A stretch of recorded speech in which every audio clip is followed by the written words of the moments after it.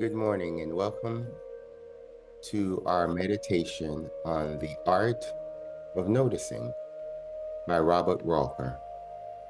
We're deepening our practice of noticing, sparking creativity, finding inspiration, and in discovering joy in noticing some of the everyday things of life. Today's meditation is entitled Listen Deeply. So often we only listen on the surface, formulating our answers to what is being said. In today's meditation, we are encouraged to listen deeply. I invite you to take a few moments to center yourself as we will begin in just a moment.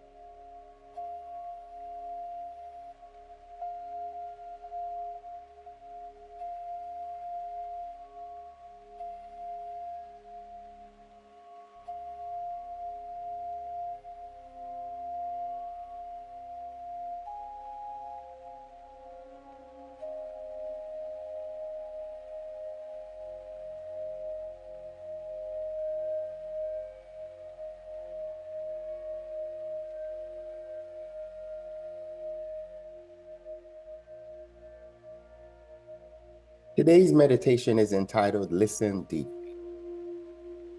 The composer, Pauline Oliveros, was known, among other things, for a practice she called deep listening. This involved, in part from her experience, performing with a couple of other musicians in an abandoned cistern in the state of Washington, 14 feet underground. The group shared a weakness for bad puns and titled a 1989 CD of theirs recording in the space Deep Listening. But the extraordinary reverb in the cistern really had forces that musician to listen with deep and extraordinary care to their environment. Thus, the performance, there was no audience, prompted them to think in new ways about the relationship between the sonic and the spatial.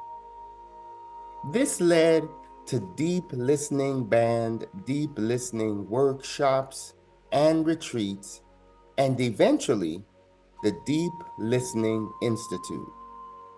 Oliveras later explained that the practice developed into something that explores the difference between hearing and listening. Hearing is a physical process involving sound waves and the body. We know about it because it's easy to study. Listening, the interpretation of those sound waves is harder to quantify. To hear is the physical means that enables perception. Oliveras continued, to listen is to give attention to what is perceived, both artistically and psychologically. Oliveras' version of listening encompasses remembering sounds, sounds that are heard in dreams, even imagined or invented sounds. Elsewhere, she referred to her point as a term borrowed from architectural acoustics as a kind of sonic corollary to the visual spin we tend to put on imagination. Listening is a lifetime practice that deepens on as we practice and experience things with new sounds. She asserted once that the whole space-time continuum is filled with sound. Well, before arriving at the term deep listening, Oliveras had experimented with many of these ideas and notably produced a short but influential 1974 text called Sonic Meditation, offering various sets of rather poetic instructions. Take a walk at night. Walk so silently that the bottom of your feet become ears.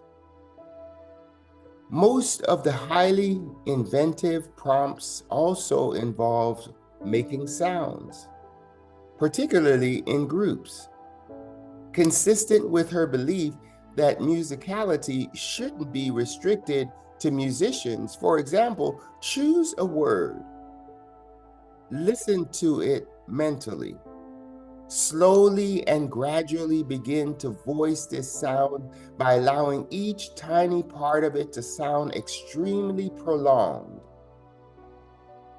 Repeat for a long time.